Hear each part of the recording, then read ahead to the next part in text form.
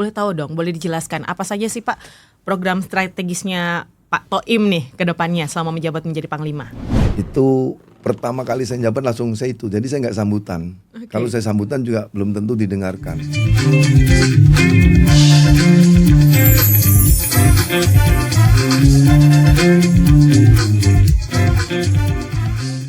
Assalamualaikum warahmatullahi wabarakatuh. Selamat pagi sahabat setia hingga akhir Sultan Hasanuddin Podcast. Dengan saya Uun Ulfa Yusuf. Dan kali ini saya akan ditemani dengan Mbak. Oke, halo, saya Nana Jamal yang akan menjadi co-hostnya Mbak Uun pada pagi hari ini. Selamat pagi, apa kabar Mbak Uun? Alhamdulillah baik Mbak. Gimana kabarnya Mbak? Luar biasa. Luar biasa. Kita mau menyapa kembali para sahabat setia hingga akhir pada episode perdana dari Sultan Hasanuddin Podcast pagi hari ini. Karena ini adalah episode perdana, berarti speaker kita harus luar biasa juga. Wah, di atasnya luar biasa nih Mbak. Di atas luar biasa. Benar sekali Langsung Mbak. saja kita perkenalkan, yaitu Bapak Pangdam 14 Hasanuddin. boleh kita berikan tepuk tangan juga dong. Terima kasih banyak. Nah, di studio saat ini kita tidak hanya bertiga, tapi kita juga ada teman-teman media di sini karena ini Banyak adalah banget, launching. Banyak banget ya, tapi kita juga udah ada aturan di sini. Ya.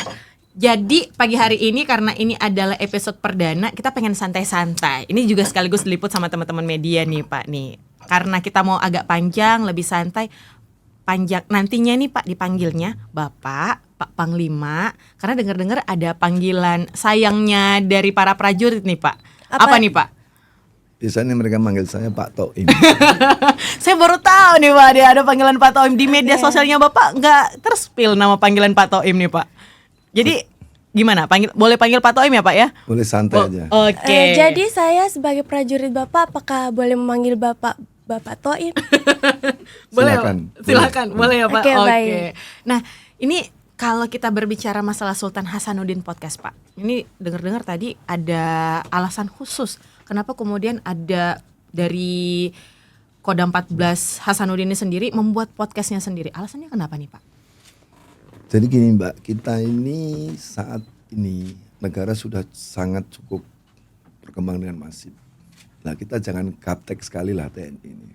Apalagi kalau kita lihat Kodam 14 Hasanuddin ini kita mempunyai 3 wilayah provinsi. Jadi baik Sulsel, Sulbar maupun Sultra. Dan jauh-jauh. Kalau kita pakai darat ada yang sampai 30 jam. Nah tentunya mereka juga ingin tahu bagaimana perkembangan situasi, bagaimana pemberitaan dilakukan oleh Kodam dan lain sebagainya. Dan masyarakat juga mungkin pengen tahu seperti apa sih.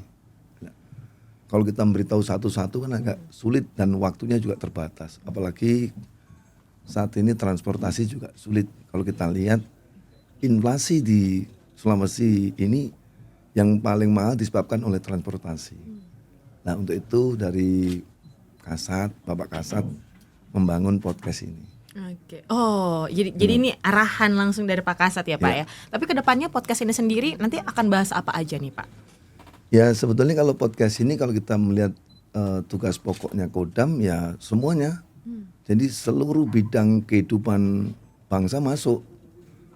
Ya tentunya harapan saya untuk hal yang positif ya, yang mengedukasi, membangun peradaban, kemudian agama, sosial, olahraga, dan lain sebagainya. Tidak boleh yang untuk negatif. Dan menyampaikan sesuatu kebenaran sehingga apa yang kita lakukan itu real time masyarakat tahu. Wah, jadi ini berarti sudah ada program-program strategis ke depannya ya Pak.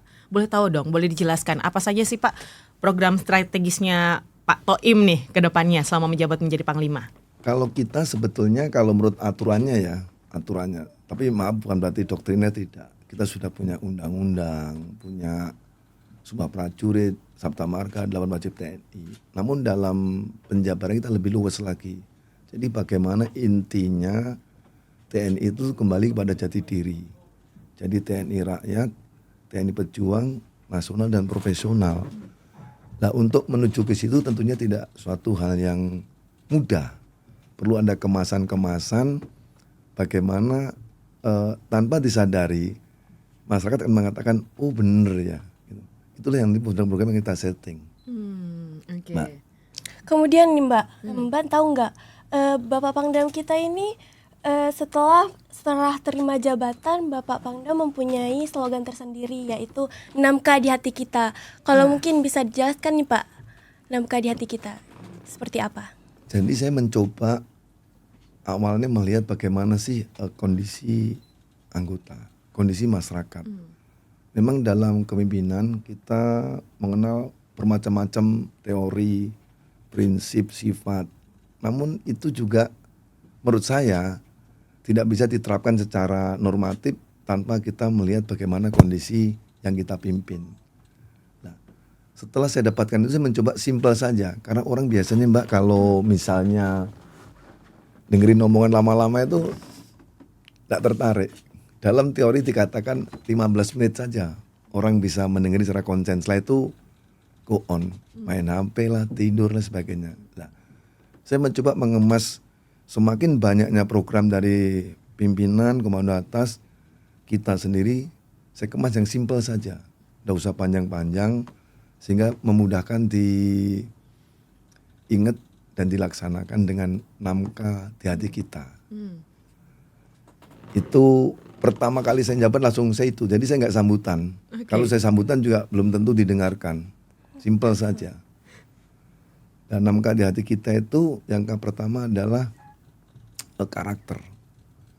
Karakter menjadi salah satu platform kita.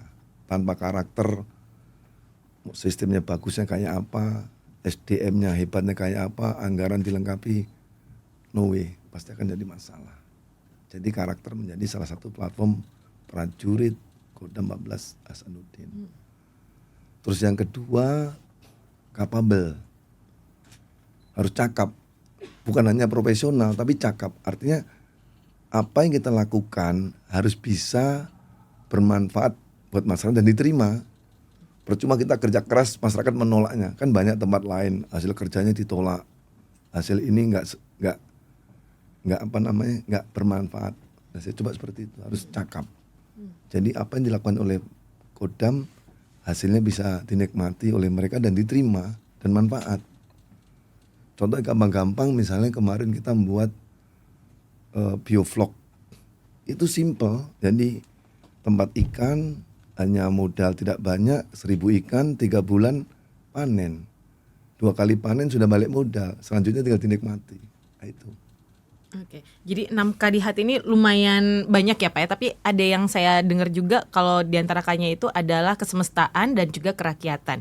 Kerakyatan ini yang kemudian kita lihat mungkin kalau kita sebagai orang luar lihatnya dari media sosialnya Bapak, bagaimana Bapak ini deket banget, bukan cuma sama prajurit tapi juga sama rakyatnya. Kalau sama prajurit kita lihatnya ada yang lucu-lucu, kadang-kadang itu agak out of the box ya Pak ya. Ini bikin kontennya nih Pak.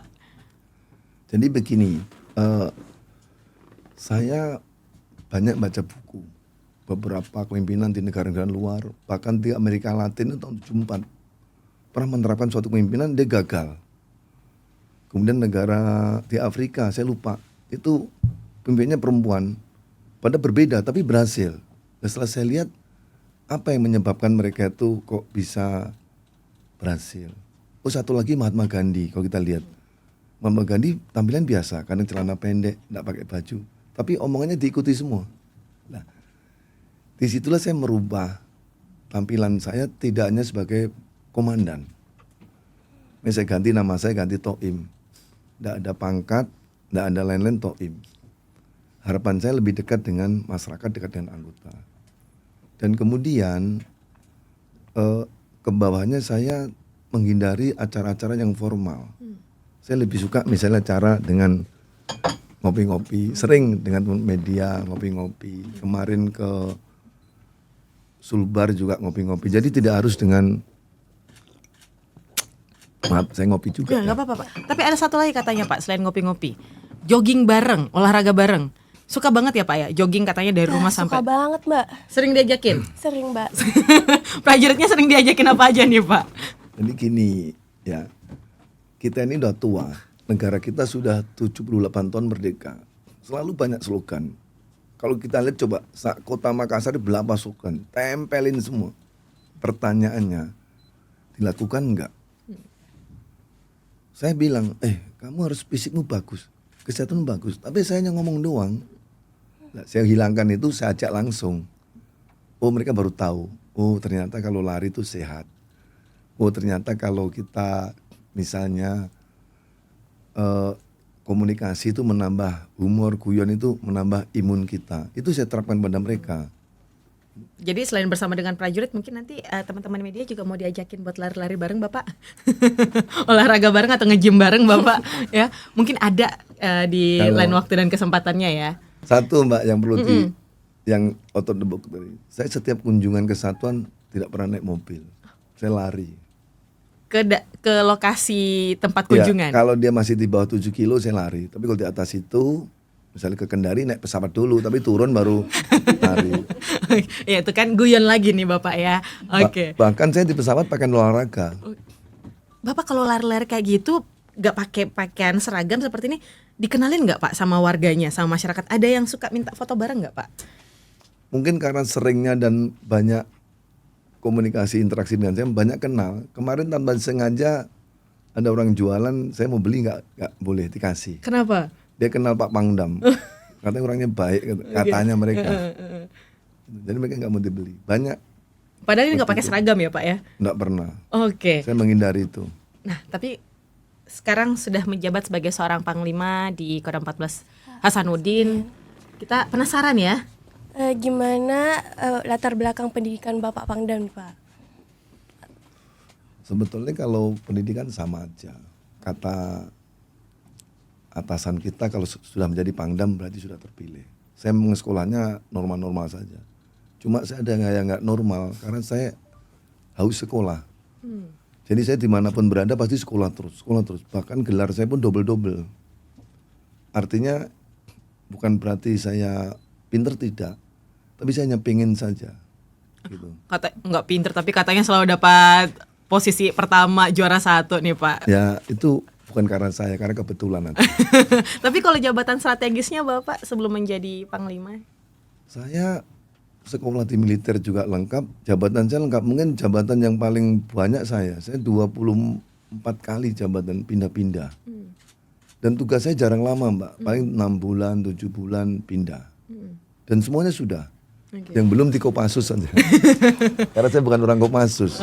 Oke, tapi kalau di jabatan selalu menduduki peringkat pertama, begitupun juga di perkuliahan ataupun di pendidikan. Ini katanya juga baru-baru ini dapat apresiasi dari Pak Jokowi. Nah, benar sekali nih, Mbak. Jadi TNI itu selalu peringkat paling tinggi, Pak. Mbak, sekitar 95,8% nih. Apresiasinya dari Pak Jokowi atau Dari rakyat masyarakat? sendiri. Gimana nih Pak? Itu bukan kita, kalau itu untuk TNI. Oke. Tapi untuk kita sendiri, saya misalnya ya, kenapa saya ringan-ringan saja. Saya tidak mulu-mulu, yang penting kalau saya bekerja, bagaimana nanti tuntutan saya itu terpenuhi. Baik di akhirat maupun di dunia. Itu selalu saya lakukan itu. Kita kerja bagus pun kalau hanya untuk dunia, untuk apa? Tapi kalau kita akhirat saja juga bohong lah, nggak mungkin. Pasti orang juga mikir makan. Tapi balik lagi Pak, Makan apresiasi anak. dari masyarakat sampai angka 90 lebih. Ini berarti ini pertanda bahwa TNI makin dicintai rakyat saat ini Pak. Kalau dari pandangan Pak Tohim sendiri gimana Pak? Ya begitulah kira-kira. Karena begini, mungkin masyarakat sekarang sudah mulai pinter ya. Sudah mulai pinter, sudah mulai jeli, tahu. Memang kalau bukan suatu berlebihan, di negara manapun kalau pengen makmur ya TNI harus kuat. Dan alhamdulillah TNI kita saat ini kalau kita lihat dari sepak terjangnya, disuruh apa aja mau. Coba lihat ya, suruh berangkat perang mau. Negara lain ada masalah TNI berangkat siap.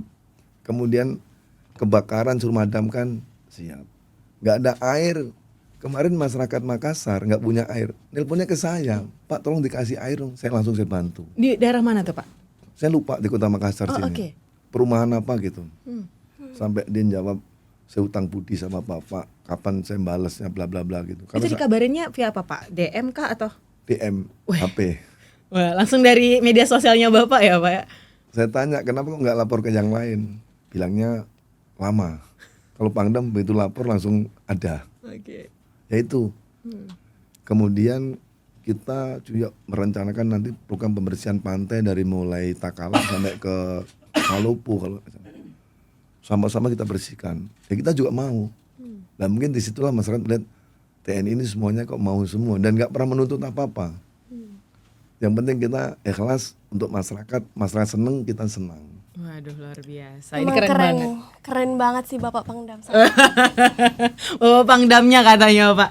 Pak, jadi kita juga kita dengarnya ini ada logo terkait dengan pemilu damai. Ini katanya yang cetus siapa nih Mbak Uni?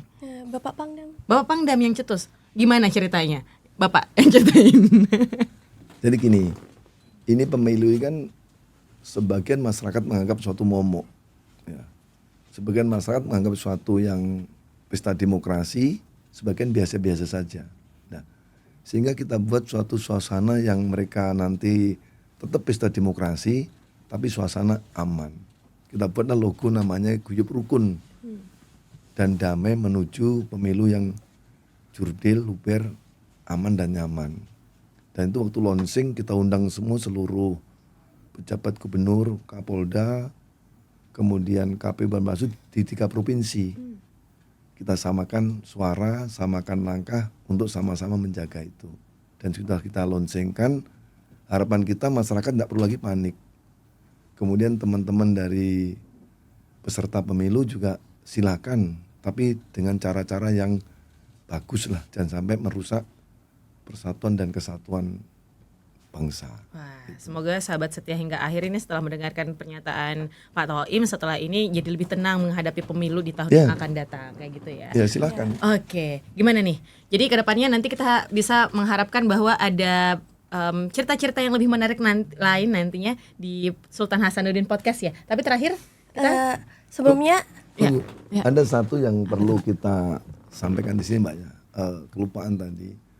Jadi Kodam ini sebetulnya kita itu ndak ingin masyarakat tuh sedih dan susah.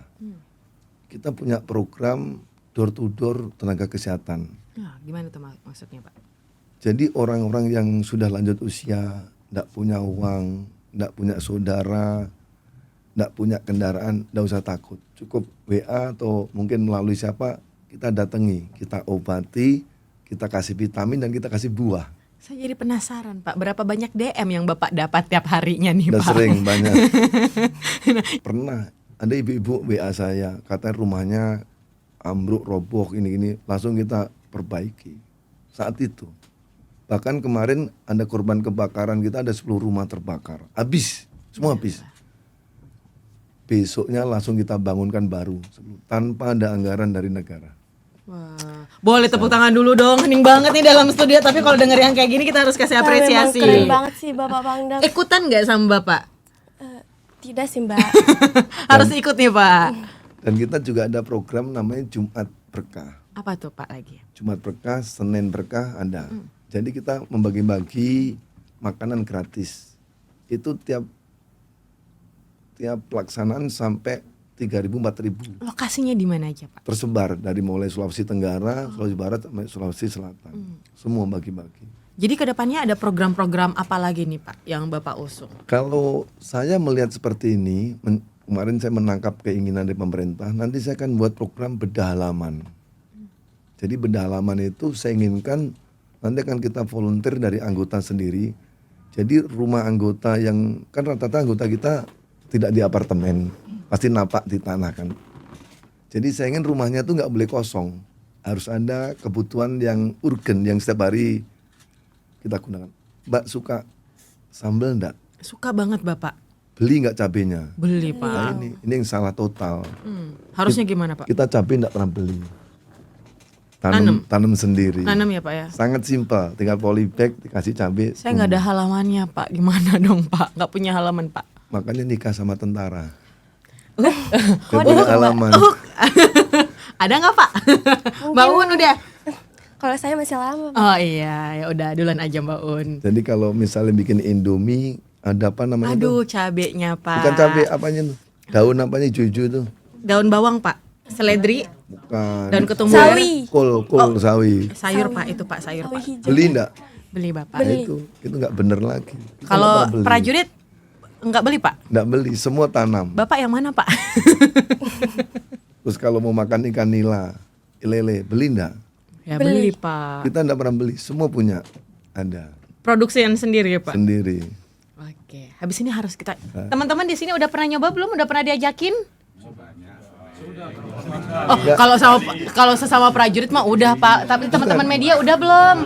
Oh udah katanya Pak, saya belum Pak. Kita pernah acara di HUB Perhubungan Kodam itu makan bersama lele, bahkan 1 ton kita bagikan gratis. Wah, nanti harus ada acara lagi ya, yang pokoknya Harus. semuanya Pokoknya dipanen harus dari ada. halaman masing-masing. Dan ini tanpa disadari akan menurunkan inflasi. Jadi kebutuhan masyarakat terpenuhi sehingga tidak keluar. Oke, baik. Ya. Jadi kita mungkin mau tahu terakhir, Mbak Un? Apa dan harapan upaya Bapak Panglima agar sinergitas TNI dan Polri itu dapat berlanjut dengan baik nih Pak? Ya kalau harapan saya simpel saja, kita harus tahu siapa kita, itu aja. Misalnya Toto Imam, siapa saya Pangdam, kenapa harus berbuat masyarakat senang? Ya sudah, bagaimana cara buat senang? Ya kita ajak sama-sama, jangan egois, hilangkan ego sektoral, hilangkan kepentingan pribadi, hilangkan mengejar kekayaan, ingat yang maha kuasa, sudah pasti kita tahu. Dan ingat di negara manapun, tidak ada institusi satupun yang mampu menyelesaikan masalah. Semua sinergi. Ya. Kita saat ini baru mengenal namanya pentahelik. Media udah masuk itu, pemerintah, TNI, akademisi, kemudian masyarakat, media sudah. Bahkan ada lagi sudah oktahelik. Memang harus dilibatkan, nggak bisa hanya 2-3 orang. Jadi itulah bangunan saya menyadarkan pada kita semua bahwa kita harus sama-sama untuk menyelesaikan masalah bangsa. Jangan egois, Baik. jangan merasa hebat, jangan merasa penting, dan jangan merasa yang paling benar.